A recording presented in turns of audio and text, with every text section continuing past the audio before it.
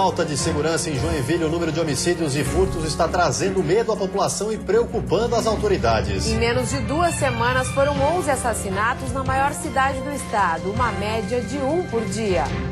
Intimidação dos bandidos. 2 agências bancárias foram alvo dos criminosos durante o final de semana. Em uma das ações, os caixeiros atiraram para o alto para assustar os moradores.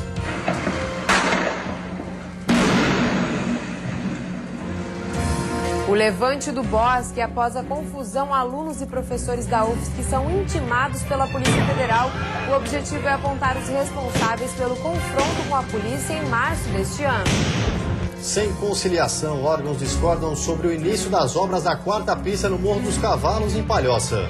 No esporte, continua a má fase dos times catarinenses na Série A. No fim de semana, 3 jogos e 3 derrotas. Depois da goleada para o Botafogo, torcedores do Criciúma perderam a paciência.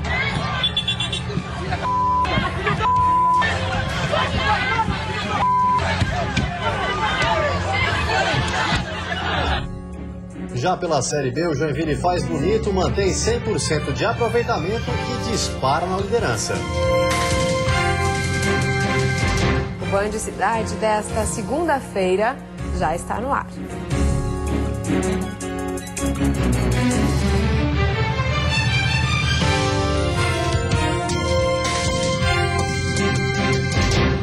Olá, boa noite.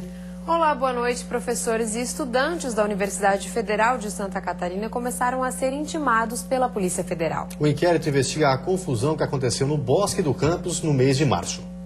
A Polícia Federal pretende finalizar em até 45 dias o inquérito que investiga os atos de vandalismo praticados no Bosque da Universidade. Cerca de 40 pessoas, entre alunos e professores, foram identificados por imagens gravadas por celulares ou feitas pela imprensa durante a confusão. O primeiro depoimento está marcado para o dia 26 deste mês. Diversos crimes foram praticados naquele dia, como de lesão corporal, como de dano ao patrimônio público das viaturas, uma viatura da Polícia Federal e uma viatura da própria universidade. A advogada dos estudantes entrou com um pedido na Justiça para ter acesso ao inquérito policial. Saber qual é o estado da arte, o que cada um está sendo, aqui cada estudante está sendo processado, indiciado.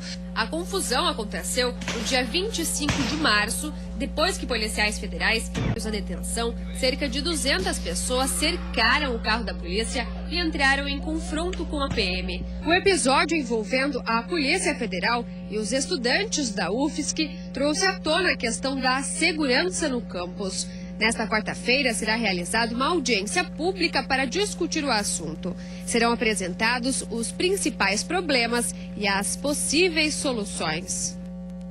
Empresários de Joinville cobraram hoje medidas de segurança para reduzir a onda de violência na cidade. Em 2 semanas já foram registrados pelo menos 11 assassinatos. Madrugada do dia 1º de maio, Mara Tayana Decker é morta e esquartejada. 2 dias depois, o corpo é encontrado na casa do segurança Leandro Lopes e o caso ganha repercussão nacional. O assassinato cruel foi um dos primeiros de uma série de homicídios registrados em sequência em Joinville. Na terça-feira à noite, a morte de um jovem de 16 anos, assassinado no portão de casa com 6 tiros na Zona Sul, elevou o índice de homicídios da cidade para 1 por dia em uma semana. Média assustadora. E não parou por aí. Nesse fim de semana, mais 2 assassinatos foram registrados. Um deles ocorreu nessa associação de aviadores que fica ao lado do aeroporto de Joinville. John Wesley Costa, de 21 anos, foi executado com 4 tiros a queima-roupa em plena luz do dia durante uma festa rave clandestina frequentada por cerca de 100 pessoas. O suspeito foi preso horas mais tarde. A onda de violência tem preocupado a população de Joinville. No ano passado, foram 33 assassinatos em 5 meses. Nesse ano, a taxa de homicídio já foi igualada antes do mês de maio ser completado. 11 casos em 11 dias espalharam temor por toda a cidade. Os assaltos à mão armada a comércios e a moradores que são surpreendidos dentro de casa também elevaram a preocupação. Diante dessa realidade, empresários convocaram uma reunião com uma cúpula formada por integrantes das polícias militar e civil, Ministério Público e deputados estaduais para reivindicar medidas imediatas, entre elas, aumento de efetivo de 500 policiais para a PM. Nós queremos que aumente o efetivo direto para a cidade de Joinville.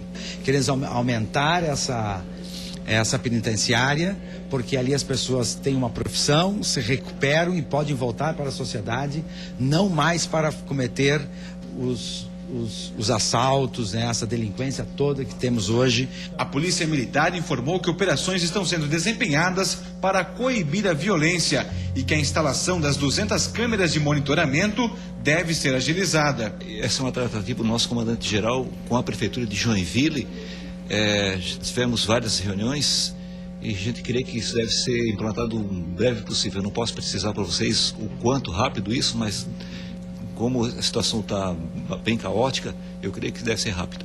A Polícia Civil, que diz estar trabalhando no limite para elucidar esses crimes, revelou as dificuldades decorrentes do baixo efetivo. Temos a instalar a primeira delegacia de polícia da comarca de Joinville, que atenderia a área central. Temos que instalar a delegacia ou a divisão de crimes contra o patrimônio, que atenderiam esses casos de roubos que hoje estão sendo acometidos aqui na comarca de Joinville. Temos que aumentar os efetivos hoje que diligenciam e que investigam os crimes contra a pessoa, que estão lá junto à DIC. Então nós temos projetos, temos intenção, temos interesse. A audácia de um ladrão. Em Lages, no Planalto Serrano, a câmera que deveria servir para coibir furtos acabou se tornando o próprio alvo. Na imagem, o ladrão aparece escalando o muro, enquanto furta uma das câmeras. Em um momento de distração, ele deixa aparecer o rosto. Não satisfeito, ele furta a outra câmera que estava gravando toda a ação.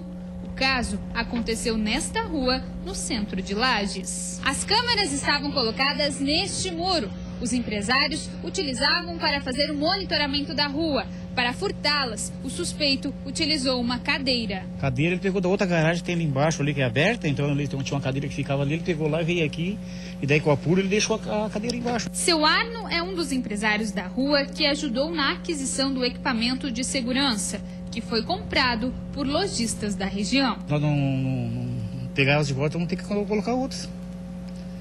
O prejuízo vai ficar nosso só daí, né? Segundo o delegado, o boletim de ocorrência só foi registrado nesta tarde. Mas ele acredita que as imagens do rosto do homem devem ajudar na identificação do suspeito. Acreditamos que as imagens sejam muito auxiliadoras no sentido de poder trazer à tona a identidade do suposto autor dos fatos.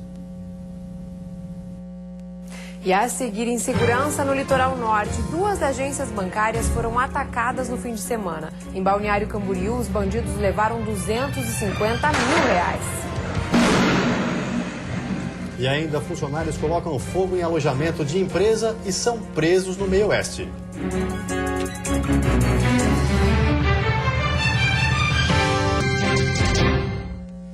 Duas agências bancárias foram alvo de criminosos durante o fim de semana no litoral norte do estado. Em Balneário Camboriú, os bandidos fortemente armados levaram R$250 mil. Em Pissarras, uma ocorrência assustou os moradores da cidade. Cerca de 10 homens vestidos de preto e encapuzados explodiram caixas eletrônicos de uma agência bancária durante o final de semana. Para que ninguém se aproximasse, os criminosos começaram a disparar tiros de fuzil. No vídeo gravado por um vizinho, é possível ouvir os disparos e as explosões.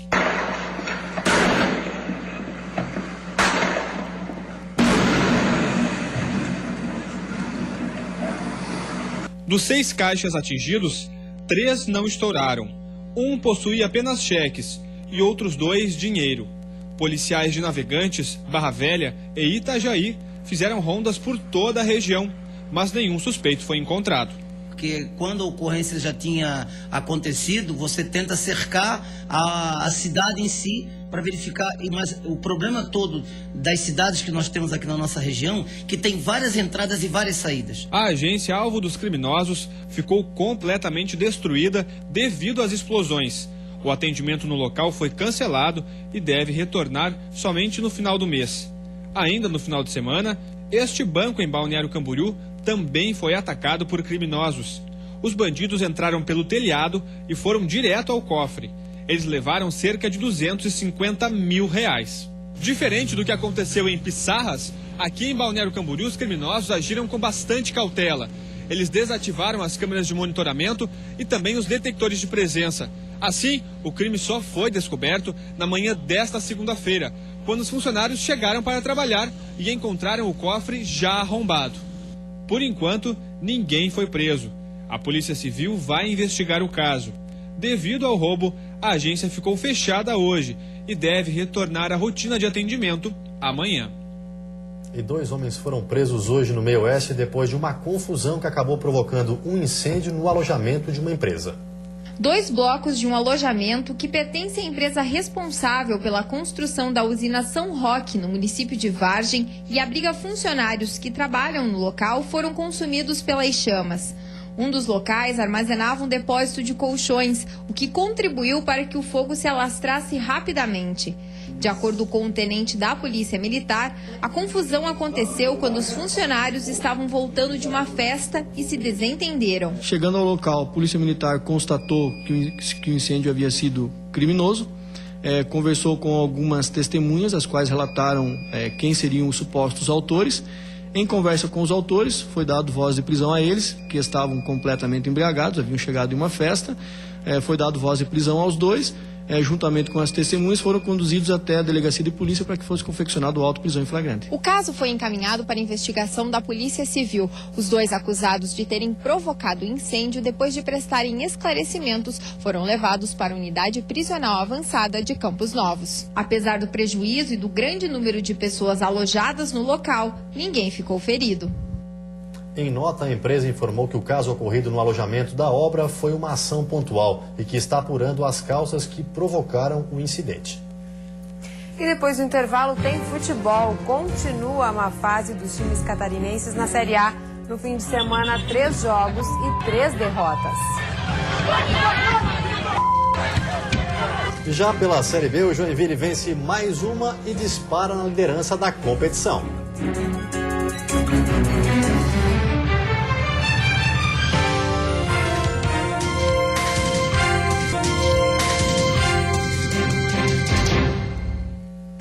Tribunal de Justiça do Estado nega recurso e Prefeitura de Bom Jesus, no Oeste, deverá regularizar a situação do cemitério da cidade. O local funcionava sem licença ambiental. Entre as melhorias, a Prefeitura deverá construir muros e fazer um estudo sobre a poluição dos lençóis freáticos que ficam nas proximidades. O município de Bom Jesus tem cerca de 2.500 habitantes e deverá cumprir com as exigências nos próximos meses. Os estudos indicam que um cemitério pode ser tão poluente para o lençol freático quanto um aterro sanitário. Existe o que se chama de necrochorume, que é um líquido que verte dos caixões, dos corpos em decomposição e que é extremamente tóxico. E isso pode afetar, inclusive levar à morte em alguns casos, dependendo da quantidade do consumo, né, de água infectada com esse tipo de produto. O Tribunal de Justiça de Santa Catarina negou o recurso do município, que pedia que fosse declarado nulo o termo de ajuste de conduta, assinado em 2005. A Justiça negou o pedido porque em 1997 uma lei municipalizou o cemitério de Bom Jesus, o que acaba obrigando o município a regularizar a matrícula do imóvel para conseguir a licença ambiental. A Prefeitura já está com a licença em mãos, mas ainda negocia com o Ministério Público uma multa. Nós estamos buscando e vamos conseguir, que hoje para o município é um valor alto, vai em torno de 80, 100 mil, para nós conseguir fazer o básico que é necessário para atender as exigências do Ministério, né? A terça-feira vai ser de aumento de nebulosidade com condições de chuva isolada na maioria das regiões. Isso em função do avanço de uma frente fria, principalmente no litoral. A temperatura mínima fica em 8 graus na Serra e a máxima em 25 no litoral norte. No Planalto Norte, mínima de 12 e máxima de 21 graus. No Vale do Itajaí, Grão de Florianópolis e Sul, máxima de 24 graus. E no Oeste, mínima de 15 e máxima de 22. E agora o futebol, mais uma rodada decepcionante para os times de Santa Catarina na Série A. O Criciúma levou a maior goleada do campeonato até aqui. E o Figueirense é o time que teve muito protesto dos torcedores. Em Londrina, no Estádio do Café, o Santos saiu na frente com um gol com o jogador em posição irregular de impedimento. Gabriel, o Gabigol, não quis nem saber e foi pro abraço. O segundo do Peixe foi de Arouca, que chutou rasteiro no canto. 2-0 para o Santos e 4 derrotas seguidas do Figueira na Série A, que continua na lanterna da competição. O estádio Orlando Scarpelli amanheceu mais uma vez pichado. Torcedores não perdoaram a atuação do alvinegro e pediram a saída do técnico e também fizeram pressão para cima dos jogadores. Logicamente, a gente tem que reverter essa situação. E quanto mais peças de qualidade para somar, melhor, né? Eu acho que nós tivemos, como você disse, desfalques, não só por contusão, por expulsão, uma série de coisas. E a gente precisa melhorar. Logicamente, se tiver mais opções, a situação fica melhor. No estádio Índio Condá, totalmente lotado, outra derrota da Chapecoense, desta vez para o Grêmio. E à tarde foi de Barcos. Ele marcou os 2 gols do time gaúcho. No segundo, ele até provocou a torcida do Verdão e recebeu cartão amarelo. Já nos acréscimos, o Verdão do Oeste descontou com Thiago Luiz. A Chape, com 1 ponto, está na vice-lanterna da Série A. Quando a gente foi melhor, faltou realmente a capacidade, a frieza, a competência de fazer o gol. Se faz ali o gol, a torcida vem abaixo, nos apoia, nos ajuda. Jogar com o resultado a nosso favor seria mais favorável e a gente ia explorar a impaciência do Grêmio, mas isso não aconteceu. No Rio de Janeiro, o Criciúma sofreu a maior goleada do Tigre em todas as participações do tricolor na elite do Nacional. 6-0 para o Botafogo. Também foi o maior placar da competição até agora neste ano. O Tigre é o 17º colocado com 3 pontos, está lá no Z4. E torcedores protestaram na chegada da equipe a Criciúma. O ônibus com os jogadores foi atacado, mas ninguém ficou ferido.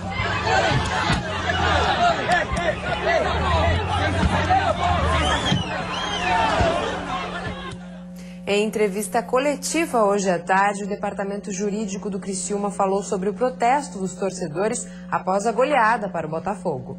Nós pedimos à nossa torcida encarecidamente que tome muito cuidado nas medidas que tomar. Nós estamos próximos a um jogo de extremo risco, extremamente importante, e nós não toleraremos danos contra o patrimônio, danos contra pessoas e qualquer espécie de dano que venha a ocasionar um prejuízo ao Criciúma, não só na esfera patrimonial, como também na esfera desportiva. Gostaríamos de deixar muito claro, diante das manifestações de ontem, tanto do nosso torcedor quanto em redes sociais e imprensa, que nós temos um diretor de futebol e ele se chama Cláudio Gomes. Tem o total apoio da diretoria, tem o total apoio da GA e será o diretor de futebol enquanto gozar da nossa confiança. Já pela Série B, a partida entre Avaí e Sampaio Corrêa, que foi cancelada por causa da forte chuva em São Luís do Maranhão, foi remarcada. O confronto ficou para o dia 6 de junho. E o Joinville salvou a honra do futebol catarinense, venceu mais uma e disparou na liderança da competição. Jack apostava na bola aérea. Em 2 lances, Jael apareceu bem, mas a bola insistiu em não entrar. A chuva deixou o jogo mais truncado e quando o empate parecia certo, o atacante Edgar Júnior foi derrubado perto da área, aos 42 minutos. Jael cobrou e garantiu a vitória do tricolor.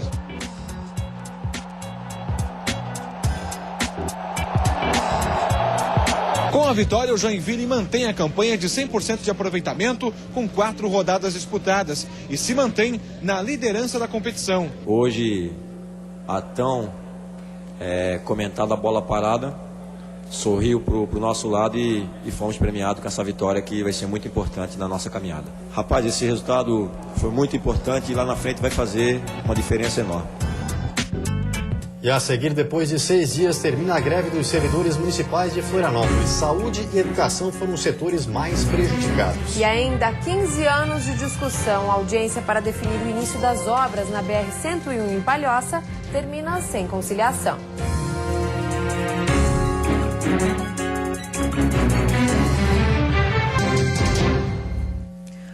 Os servidores municipais de Florianópolis resolveram encerrar a greve após 6 dias de paralisação.